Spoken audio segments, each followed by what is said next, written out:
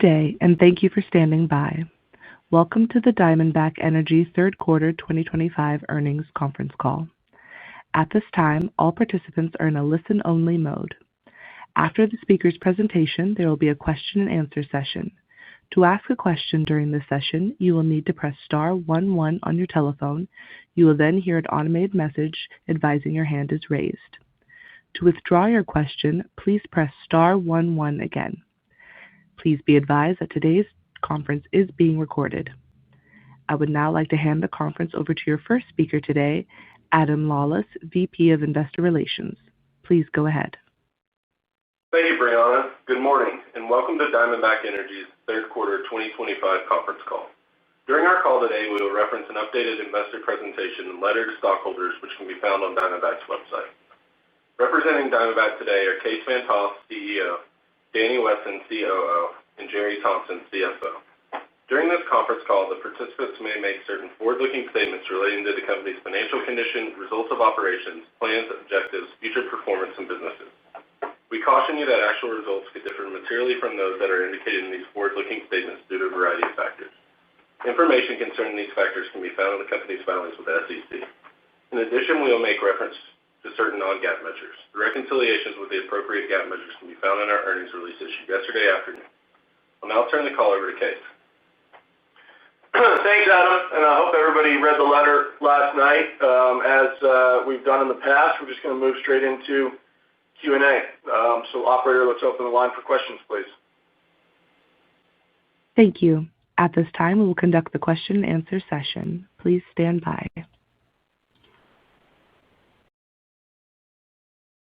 Our first question comes from Neal Dingmann of William Blair. Your line is now open. Morning, Kaes. Nice quarter. Nice to be back on. My first question is on activity. Specifically, while I know you guys continue to talk about the stop sign scenario depending on the macro condition, it seemed like some other Permian operators here recently continue to accelerate even at these prices. So I'm just wondering, does sort of others, I guess, lack of capital discipline cause you to think about changing your plans, given you all are a lower operator and, I guess I'd say cash flow is cash flow? Yeah, Neal, I mean, I think, we obviously track what everybody else is doing in the Permian. We have a lot of visibility into what's going on, but we also have a lot of conviction in where we stand and, what our plan is. I think, we can get into a game of who has the lowest cost structure reinvestment ratio, which we do. And, on a year-to-date basis, we have a 36% reinvestment rate at, mid-60s oil. I think that's something that would have been unheard of, 6 or 7 years ago as investors pushed us to generate more free cash over cash flow. And I think that's the key point, right? We are focused on generating free cash flow per share, growing free cash flow per share over growing cash flow into a tenuous macro environment. Now, when the assumptions change and the macro changes, we have the flexibility to change that. We're just going to do it with a much lower share count, lower net debt, and off of a lower cost structure. No, I'm glad to see that. I'm glad you're not changing the stripes there. And then second question, I guess more just generic, maybe Kaes for you or Danny around slide 8, specifically continue to look at, I guess I'd call it your development styles versus others, and you continue to be lower. I'm just wondering specifically what differentiates your development style versus others. Is it the larger projects? I mean, does that factor in, or what is the driver when I'm looking at this slide? Yeah, I mean, listen, I think slide 8 is the most important slide in the deck. It explains a lot about what we've done to study development in the basin and improve our development over time. I think in our company history, Diamondback's been very well known to have the lowest cost structure and the best execution.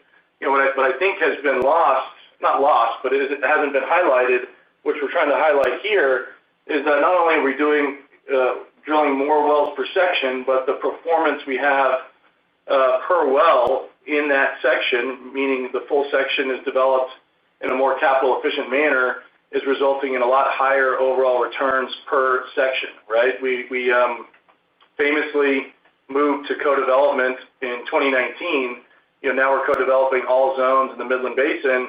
And instead of focusing on single well returns, we're really focused on what the return is per section and per DSU. And I'm really proud of what the two teams at Endeavor and Diamondback have merged together and created the best of both worlds, right? You have the combination of the best inventory and the best cost structure resulting in the lowest reinvestment rate and the outputs you see on slide 8. So I think it's a very important slide that I'd like investors to pay a lot of attention to.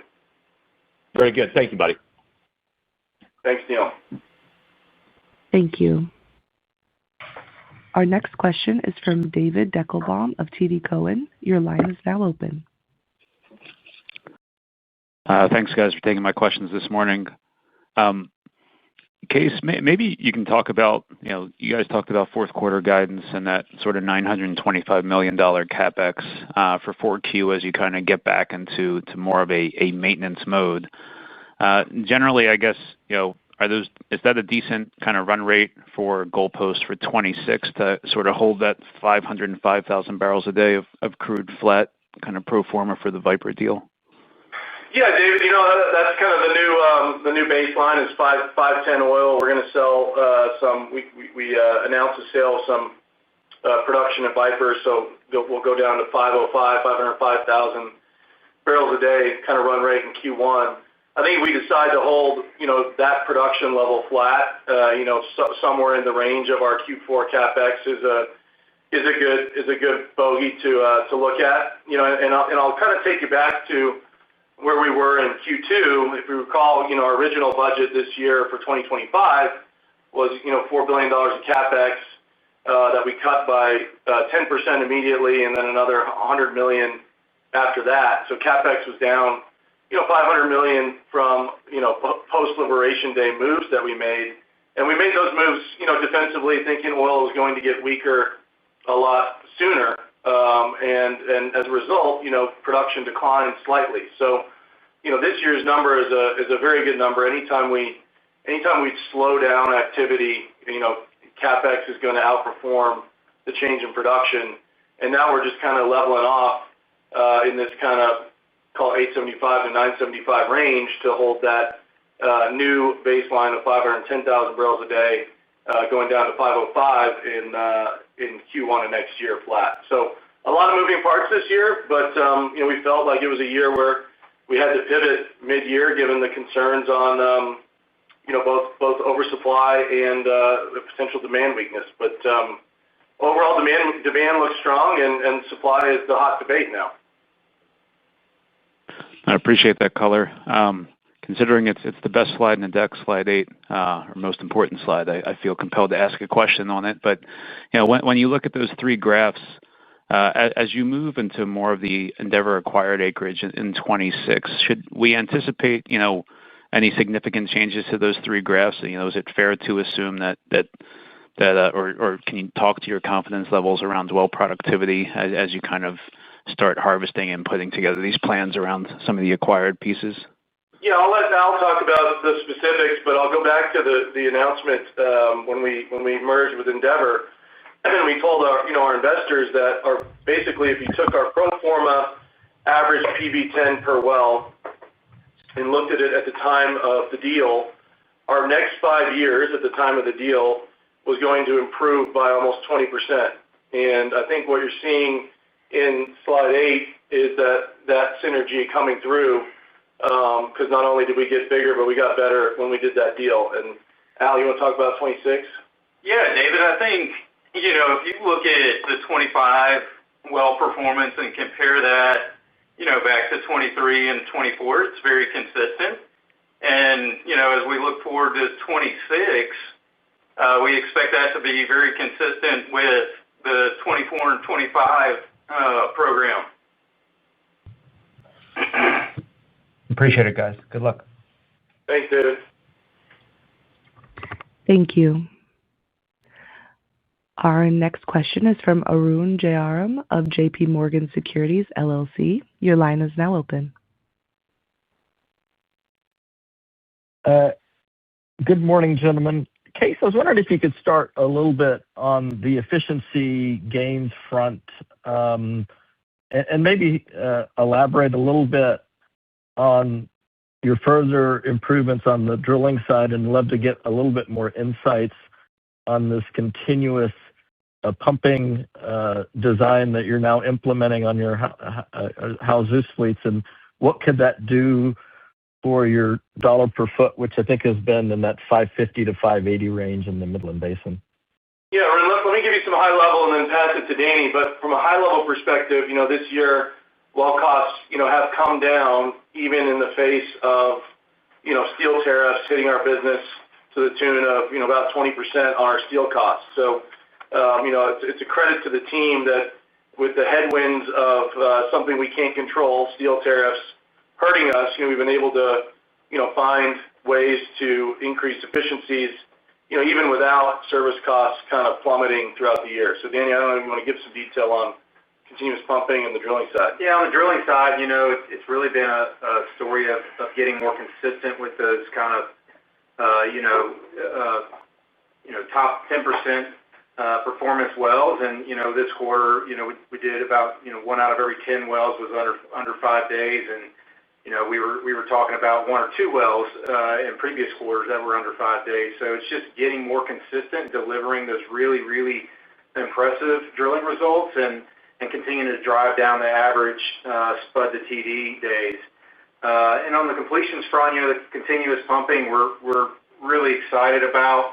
While we're not modeling any material cost savings today, we do believe that getting 20% more lateral footage completed in a day on a pad level, we should see some savings flow through to that. It's just hard to model that today with the additional equipment and everything that we have to set up to get the crews all running on continuous pumping. But I do think the one thing that continuous pumping and more lateral footage per day does for us is it improves the cycle times and gets, any production that we've watered out when we go in and frack in a, contiguous field, that production comes back online faster. And that's kind of, one of the key benefits that, will accrue to our shareholders over the long haul. Super interesting.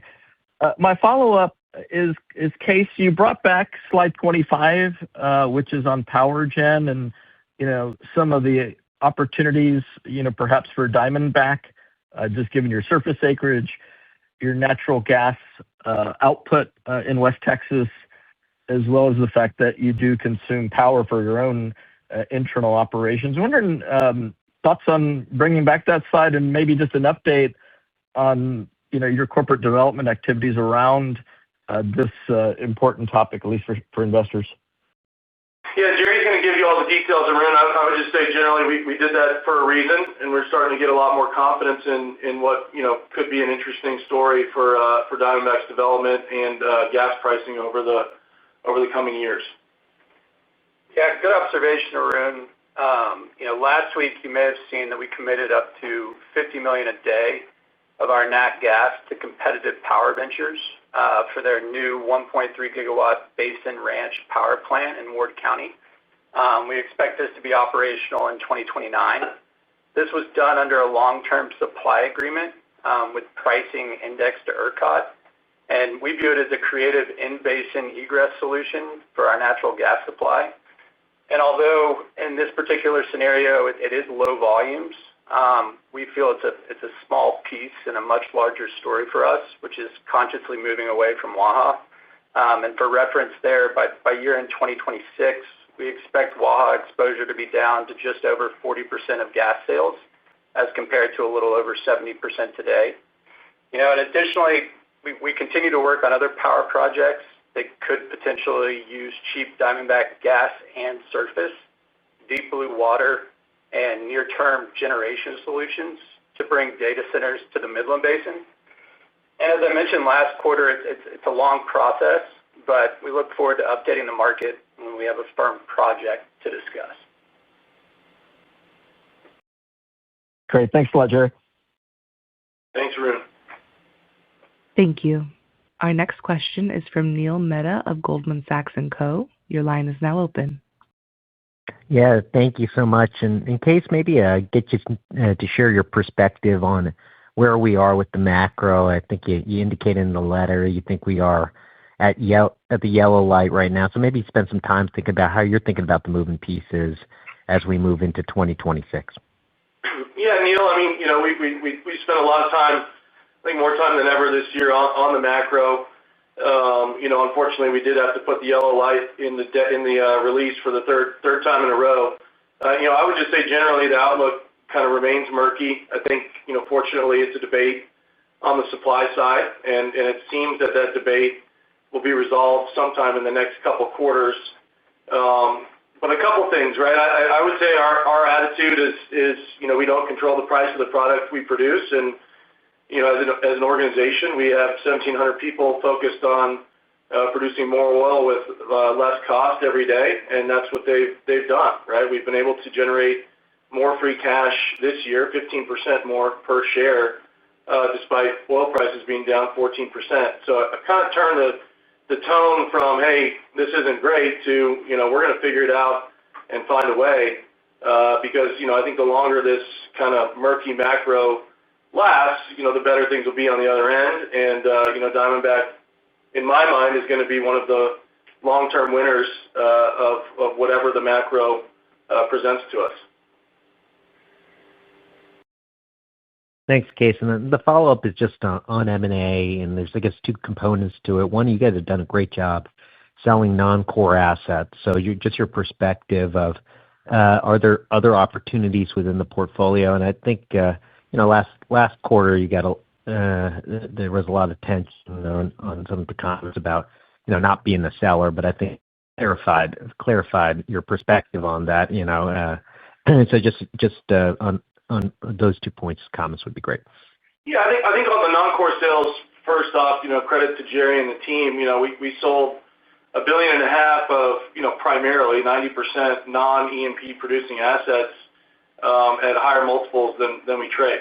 And that in my mind, accrues straight to the balance sheet, puts our debt load in a good position for whatever the next couple of quarters, may hold. So, I think we've exhausted the majority of it. Viper, as you might know, also executed a non-core or non-Permian asset sale at a good number that we'll talk about in a couple hours. But all in all, feel really good about being able to execute on these in a challenging macro at good valuations. And then on the other side of the question, we get that question a lot on our position in the industry, and I think generally, Diamondback has the most coveted asset base in North America, and that's a very privileged position to be in. But we didn't just fall into it, right? We had to earn it acre by acre, and so we take a lot of pride in our execution and our execution machine and what that means for long-term shareholder value. Thanks, Case. Appreciate the time. Thank you. Our next question is from Phillip Jungwirth of BMO. Your line is now open. Thanks. Good morning. Morning. Circling back on the macro, everyone's gotten more capital efficient this downturn. Maybe it takes until 27, but curious how you see a green light scenario playing out for the Permian broadly. Can you just talk about how less capital efficient it is to grow versus stay in maintenance as we saw in 2022? And do you think the industry has the capacity to really accelerate if called upon? Yeah, Phil, good question. We're pontificating here, but I certainly believe the industry has the capability to do it. It's just a matter of how capital efficient it is. And my thesis is when it is time for the green light, which feels like going back to more of that 70 to 80 range on crude, the capital that you're spending is going to have a much higher rate of return than it does at $60 oil. And, it's going to be spent on a balance sheet that's shrunk as well as a share count that's shrunk. So that's kind of our thesis there. We're certainly generating good returns at 60, but I think today we're conscious of the fact that, adding crude to a market that is clearly oversupplied, the debate is how oversupplied, is not a prudent decision today. Okay, great. And then coming back to slide 8 here in the deck, we did note that your relative ranking on well productivity improved versus the peers. The question is more when you look at benchmarking on average wells per section, how much of FANG's leadership do you think can be attributed to, you guys just have more core acreage, maybe less Howard, less Southern Midland exposure, where you have fewer zones? Or do you think peers are still leaving behind quite a bit of child wells, targeting best zones, which you also have unique perspective in given the Viper? Yeah, listen, I think high level geology matters a lot, right? And is a huge driver. As we develop our acreage, we have different patterns in different areas, and even across a couple miles, things change very, very quickly. But I think that the high level takeaway, and I can let Al give some more details though. The high level takeaway is if you multiply wells per section times well productivity per well, you're getting more oil per section or per DSU at a lower cost structure. And I think that means more PV per acre, and we got a lot of acres to do that on. Anything you want to add there, Al? Yeah, Philip, I think, generally definitely agree with you there, Case. You look at geology obviously matters, and, Diamondback's position within the basin is very favorable. But I think if you dig into the details there, you'll find differences in development styles between operators just within similar geology. And, I think we feel like the Diamondback development style is differential and really optimizes the return for every DSU and every dollar that we're investing there.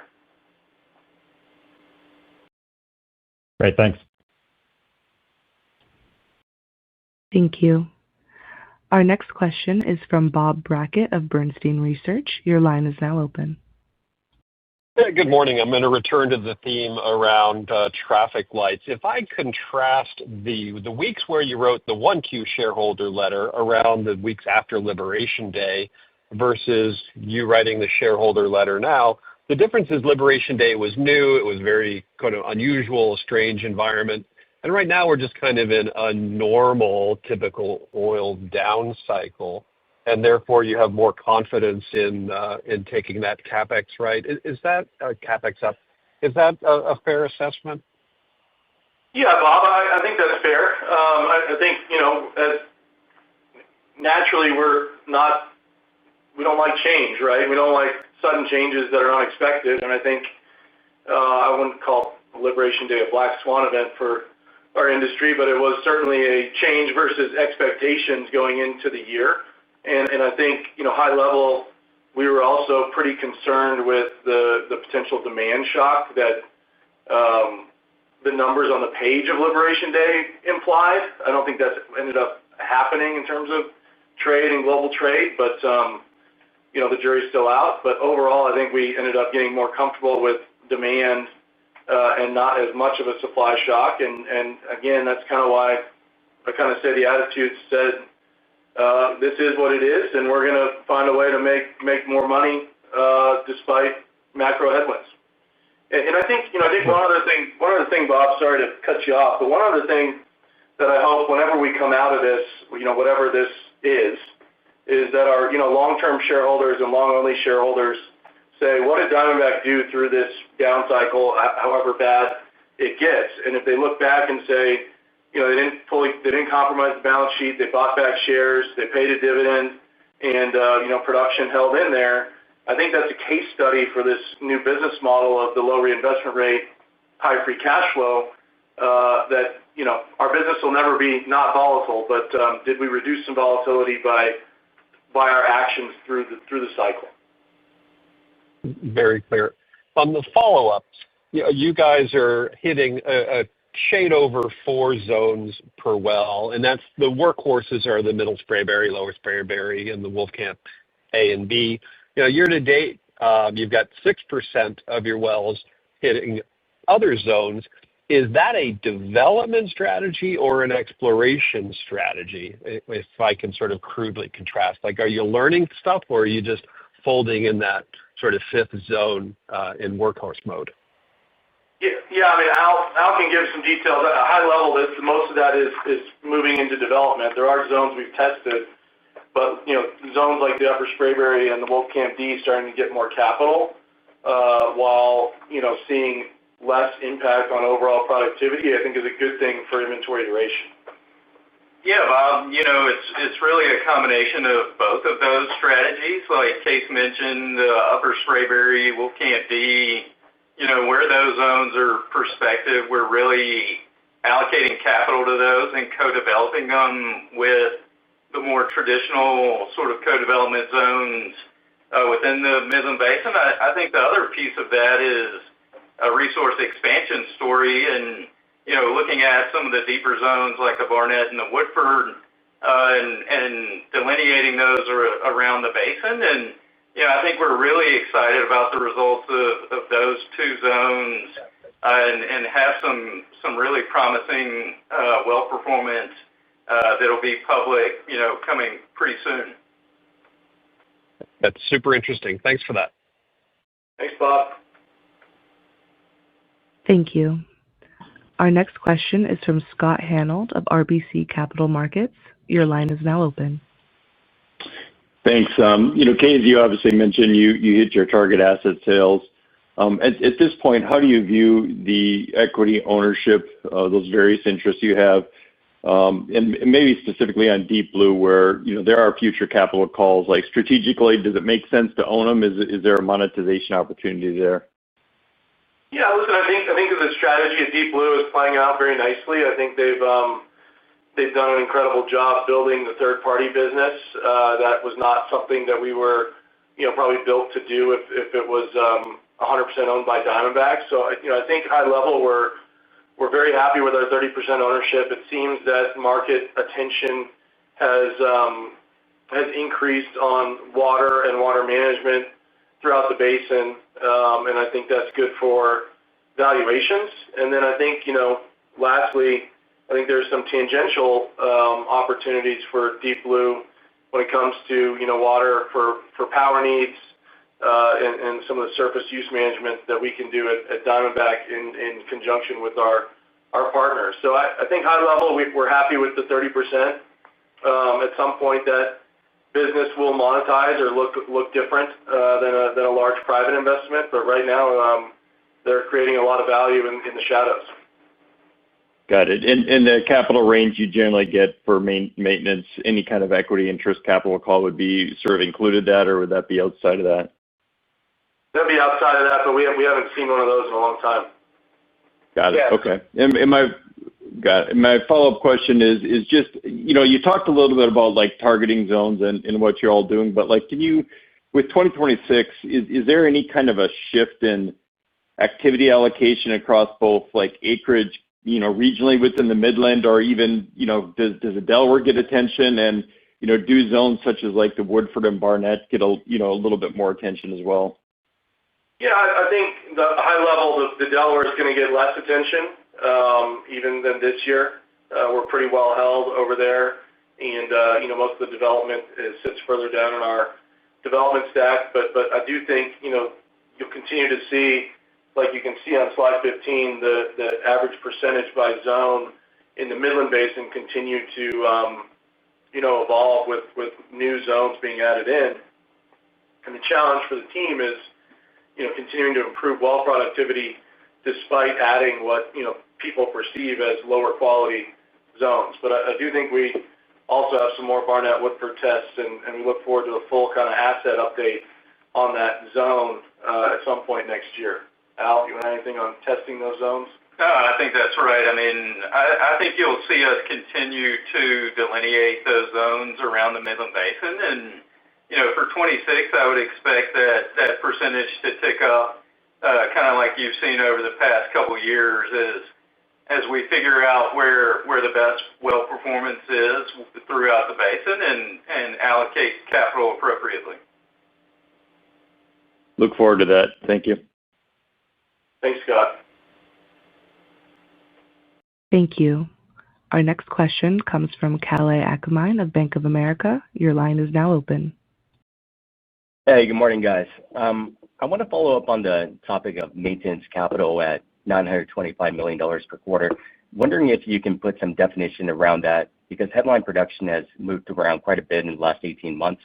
So what is the associated maintenance oil production level, maybe on an operated basis, associated with that? And then is this spend level inclusive of all the ratable non-D&C spend? Yeah, Kelly, I mean, high level, right? It's some range of Q4. We recognize that if a company stays flat for the following year, which is, maybe the base case today, we'll see what happens in the next couple months. We recognize that the street likes to take Q4 numbers and multiply them by 4. And that's kind of why we put capital out there where it is. I still think there's a lot of things that could go our way. Efficiencies, steel prices, et cetera, that we have no visibility into today. But, high level, total DC&E plus non-DC&E CapEx is going to be somewhere in that, range of outcomes we put out for Q4 multiplied by 4. And I think if you normalize to where we were going into the year, right, last year we were going to spend $4 billion for nearly 500,000 barrels of oil a day, and now we're going to spend somewhere in the range of less than that for about 510,000 barrels of oil a day. And I think I put that capital efficiency up with anyone, as well as any year outside of this year in Diamondback's history. We definitely do like modeling by multiplying by 4. For my second question, I appreciate that there's a lot of uncertainty around the 26 oil macro, but you guys do have a very large DUC backlog that gives you a lot of flexibility to shape a range of production outcomes for next year. So can you give us an update on where you expect to be with that backlog at year end, and then talk about activating that? Do you intend to reach into that bucket as you kind of reset the efficiency in your frac operations through what you guys are calling continuous drilling, or do you actually need to add another frac to tap all those opportunities? Well, I think on the continuous pumping thing, the exciting thing is that you use one less crew, most likely half to one less crew on an annual basis. But on the DUC backlog, I think with oil prices hanging in there all year, and with the efficiencies, where they are, we've actually drilled probably more wells than we originally expected in the year, and so we're still well positioned to pull that DUC lever if we need to. I think a lot goes on behind the scenes here to make sure we continue to execute flawlessly and hit numbers and make what looks easy on the outside is actually a lot harder on the inside. So I think maintaining that DUC backlog is a structural advantage for us, particularly with our size and scale. And we're putting pipe in the ground almost as cheap as the COVID era days. I think that's good capital to spend. Thanks for the color. Thanks, Case. Thank you. Our next question is from Kevin McCurdy of Pickering Energy Partners. Your line is now open. Hey, good morning. Case, in your shareholder letter, you mentioned the benefits of the Sitio acquisition for Viper and the potential M&A market for minerals and royalties. I wonder if you could just kind of expand on the benefits you see to FANG, beyond just the cash flow contributions for the minerals. Yeah, I think I won't say for the first time, but I do think there's a huge asset at Viper that pays dividends at FANG. That's not just royalty interest, and that's this private data, right? We have private well level data on half of the wells in the Permian, when probably every major development or every major change in development is something we can see on a private level. And I think for the engineers, that allows us to study others faster than anybody else. It also allows us to change how we do things faster than everybody else. And I think as the basin evolves, companies are going to be testing different things, some riskier than others, and some things are going to work and some things aren't. And we can replicate that very quickly at scale at Diamondback. Al, you want to add anything to that? No, I think it's a huge advantage, like Case is saying, to have the private data and be able to understand not only what other operators are doing from a development standpoint, but also the actual well level performance and returns, and that's really differential to any other data source out there. Appreciate the details there. And then for my follow-up, you mentioned earlier that you had 70% of your current gas volumes going to Waha, and you expect by the year-end 2026 that would be down to 40%. And I wonder if you could just walk through the pieces of what you've disclosed of where that gas will go if not going to Waha. Yeah. We're going to be on two of the pipelines coming on next year. Right now, we have a good amount of space on Whistler and Blackcomb, and then what's the Whitewater one coming on next year? Blackcomb. Sorry. We're on Matterhorn. Sorry, we're on Whistler and Matterhorn today. Blackcomb comes on next year. That's another probably 200, 250 a day, and then post Energy Transfer buying WTG, which we were an investor in. We've decided to work with them and commit some gas to that Hugh Brinson pipeline going east. And I think we've also then saved some gas to potentially go west should one of those pipelines get built and we have an opportunity to put gas on it or contribute a good amount of gas to a power project. And I think our investors demand us to do better on our gas realizations, and we've listened to them, and I think it's coming. Thank you. Thank you. Our next question is from Doug Leggate of Wolfe Research. Your line is now open. Thanks, Case, for having me on. I wanted to go back to the question about the core inventory and the co-development. Obviously, when you talk about core, I think we've touched on this a couple of years ago, and I just wanted to get an update.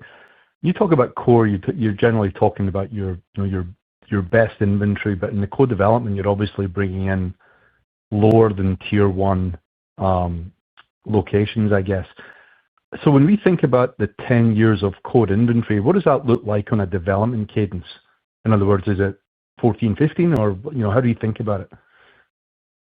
Yeah, I'll let Al talk about what we put in a section to deem it core, but high level, we're completing about 500 wells a year and have about 5,000, 5,500 core locations, which in my mind is sub 40 type inventory. There's a lot of other inventory that opens up at higher oil prices, but that's the inventory we would model in an acquisition, and that's the inventory that we're developing today. Yeah, Doug, I think when we kind of are thinking about how we design a DSU for development, we're looking at the zones that are the highest rate of return zones first, and then looking at the zones that we can co-develop and would interfere with those other zones. And so really holistically looking at the DSU, thinking about optimizing the landing points in the zones that are being developed within that DSU so that we don't degrade the well performance of those, maybe not secondary, but lower tier horizons when we develop the core zones, right? So, really trying to optimize so that we don't leave children wells, we don't leave stranded wells that we would then have to come back to that would be severely degraded from an economic standpoint. Yeah, it's a use it or lose it situation given the Right. tank nature of the Midland Basin, and I think as Danny would say, we drill every fourth well for free relative to peers, and that allows us to add those zones and developments where others are not. So would that uplift the 10 years to a bigger number then, or is that included in the 500 per year? It's a dynamic number, right? There's going to be more wells added to it next year. I think the Barnett and Woodford, will probably, given recent results, be in my mind a tier one development zone. There needs to be more well control and proof, but that's what we're working on every day. Okay, thank you for that. Case, my follow-up is on gas. Obviously, you touched on some of the pipes that are coming online. You guys do, I guess, about 500 Bs a year. I'm trying to understand if you have your own solution outside of just waiting on someone else adding infrastructure, whether it be a power deal or something else. But I mean, at the end of the day, $500 million a year is pretty meaningful for you for every buck change in gas price. And you're kind of giving it away right now. So I'm just curious, what's going on in the background in terms of how you improve your gas realizations? Yeah, I mean, we kind of laid out the new pipes that we're going to be on when they come on at the end of 26. I'll kind of take you back to the history of our company. Unfortunately, whether we like it or not, we grew through acquisition. And as we grew through acquisition, most of the acreage that we bought was already dedicated, sometimes to the sister midstream company of the upstream company. So we've been working through that. I think with Endeavor, we actually had a lot of molecules free to make decisions on to move further downstream, which has been helpful.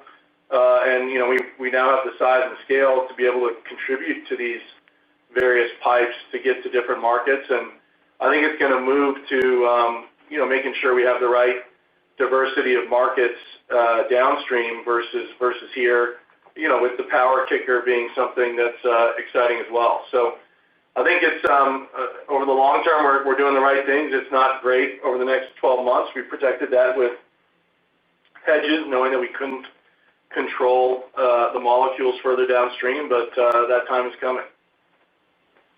Great stuff. Thanks, Ellis. Thanks, Doug. Thank you. Our next question is from Geoff Jay of Daniel Energy Partners. Your line is now open. Hey, guys. I just had a quick follow-up on the continuous pumping. Just wondering how many fleets it's deployed on today. And, I think you're running 5, if memory serves. And sort of, how many will be rolled out, in the next couple of quarters as you get to full deployment? Hey, Jeff. Yeah, we're running 2 today, and planning on converting the additional fleets, as soon as possible, as soon as we can, get all the equipment lined out. So hopefully in the next quarter, and anticipate that we'll probably kind of run 4, full-time fleets with the 5th fleet, bouncing in and out as needed in a maintenance type scenario. Excellent. And then one quick follow-up on sort of base production work that you guys talked about last quarter. Are there any updates there? Or any changes to kind of what you're seeing? Any improvements? Yeah, we've continued to allocate capital into working over wells, older wells, and optimizing the PDP tail. And been real excited about some of the stuff we've seen, some of the results we've seen out of our acidization, oxidation, stimulation work. We're also, trialing some other chemistries that we're doing some stimulation work downhole with, and seeing some encouraging results early on. We don't have enough data yet to really talk about anything, but we continue to focus on optimizing the tail and deploying capital there. And we feel like it's some of the highest return capital we can spend, albeit not large numbers, but if we can do the work to delineate what's working, we can scale it and hopefully become a significant part of our capital deployment in forward years. Yeah, and I think that's also a huge potential upside is, as some of this work gets done and developed, can you lower your reinvestment rate? Can you move more dollars from the D&C side to, post-completion work or production work and, lower that capital need to replace your production every year? And, it kind of said something in the letter, never underestimate the American engineer. And, we got a lot of engineers here working on the tail end of our production as that becomes a much more important part of our plan here. Excellent. Thanks, guys. Thank you. Our next question is from Leo Mariani of Roth. Your line is now open. Yeah, hi. You guys laid out certainly the case for yellow light and certainly talked about a bit how you might get back to the green light. Was hoping you could provide maybe a little bit more commentary on what you would kind of view a red light scenario as we roll into 2026 at this point. In terms of kind of costs and oil prices, any kind of high-level sort of indications you can help would be great. Yeah, Leo, it's really just oil price, right? And I think if we start to print months consecutively in the 50s and print a month near $50 oil, I think everybody should be looking at their plan and say, should I defer capital here at these prices? I think fortunately, given where Diamondback's positioned today, we don't need to be the first person to look at that. I think we can look at it behind the scenes, but we're executing year to date at $63 oil with a 36-37% reinvestment ratio. That's a very, very solid place to be in. Our dividend's not in danger. In fact, it probably has room to grow. Balance sheet's strong, maturities are getting handled, and costs are at COVID lows. So I think we're doing all the things we need to do to be prepared for worse, but also shine when things get better. Okay. And then obviously, the yellow light scenario, you guys have detailed kind of a number of strategies. Wanted to kind of get a sense, just given the low reinvestment rate, obviously kind of how other uses of capital may come into play here. The buybacks were very healthy, this quarter, which is certainly nice to see, but also wanted to see if you think in the yellow light scenario, perhaps other type of, acquisitions, bolt-ons or whatever may emerge and also could, benefit the company. So maybe just talk a little bit about M&A, use of kind of free cash flow there, and it certainly seems like the buyback can continue to stay pretty healthy. Just wanted to confirm that. Yeah, I think the primary use of free cash is still the base dividend. Second is buying back, in our minds, at least 1% of our public float per quarter, and that still leaves free cash to do other things. I think the primary use after that would be continuing to pay down debt. But we're still doing little bolt-on deals here and there. I think there's a lot of big trades that we've been working on that are they're cashless, but they're very value accretive. So yeah, we're not sitting still here. There's a lot of things for us left to do. We're fortunate to have a very high working interest in everything that we develop. Viper continues to grow its business, but in terms of big M&A, I think Diamondback is going to be more selective. You've seen a few deals happen without our name on it, and I think we're in a good position. Okay, thank you. Thank you. Our final question is from Cheng Paul of Scotiabank. Your line is now open. Hi, thank you. Hi, team. Case, just curious that if we're looking at your program today, what percentage of the well that you are in the 3 miles or longer? And if we're looking at over the next several years, based on your existing land position, how that program may shift. Second, that one of your much larger customers is talking about their proprietary technology using a lightweight proppant, and that will help them to improve their recovery rate maybe by, say, up to 30%. Want to see if you guys have looked at that out there. Is there anything similar in the market you can deploy or test it?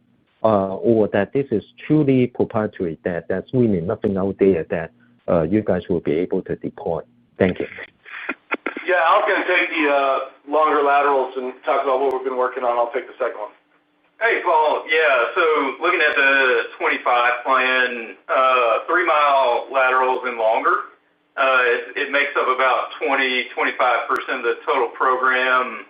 And really, I think the exciting part is kind of pushing to those extended laterals, right? So about 6% of the total is actually 17.5 or 20,000. Yeah, I think we've done some things on the longer laterals with different casing designs and pumping plans to improve results on the longer laterals over time. And then on your second question, listen, I think it's great that there's a lot of technology being tested out in the basin. I wouldn't sleep on our ability to continue to test different technologies to not only improve recoveries on the front end, but also as wells deplete, increasing those recoveries, longer that Danny talked about later in the tail, and maybe some other things that we're working on as a group that we look forward to updating the market on. But I just say, Paul, in slide 8, the results speak for themselves, and we're very proud of what we do at the cost structure we execute at, and those are the decisions we make to maximize returns and NPV per section. Great. And my first question, when you're saying that it's 20-25% of 3 mile plus for 2025, over the next several years, how that progress is going to look like? Yeah. Paul, it continues to grow, and we can continue to push lateral length. And I think, one thing we continue to watch is how, some peers in the basin are getting creative with pushing lateral length and DSUs with, U-turn wells and J-hook wells, and how can we, think about how we can leverage that in longer DSUs to push lateral length even further beyond 3 miles. And they're doing it today to take a 5,000-foot DSU and make it a 10,000-foot DSU, but we're really contemplating, can we take that and take a 10,000-foot DSU and make it a 20,000-foot DSU? And I think, as operators continue to push the limits on this stuff, we're gonna watch it and deploy that technology rapidly if we can do it successfully and continue to lower break evens. Mm-hmm. Do you think that you can get to, say, 50% over the next 5 years? Never doubt us, but I think today it's harder to see. You have a lot of smart engineers. Yeah, but today, I think next year we expect lateral lengths to be up, and we're going to keep working on trades and other things to keep them, as long as possible. Okay, perfect. Thank you. Thanks, Paul. Thank you. I am showing no further questions at this time. I would now like to turn it back to Case Monthoff for closing remark. Thanks, everybody, for taking the time today. We're always available to answer any questions you might have, and we'll talk to you in a quarter. Thank you for your participation in today's conference. This does conclude the program. You may now disconnect.